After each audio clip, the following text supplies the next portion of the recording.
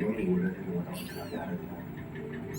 वो लोगों की दुनिया दिख रही है ना, उनको तो दिखता है सामने आ रहेगा। ऐसे भी जब मेरे कागज में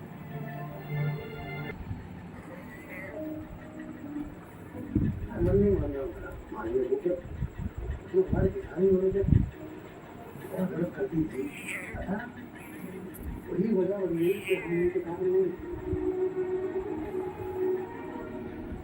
मुझे तो इतना अच्छा मौका तो था, माजी लेके जा तो रही थी आपको गंगा माई से बात करने के लिए, मगर आप मना करके ये भी मौका खोल दी। हम कराया जो लोग आ रहे हैं जो करते हैं वो कोई आदेश करते हैं, उनके आदेश पर थाने से भी काम खत्म हो सकता है।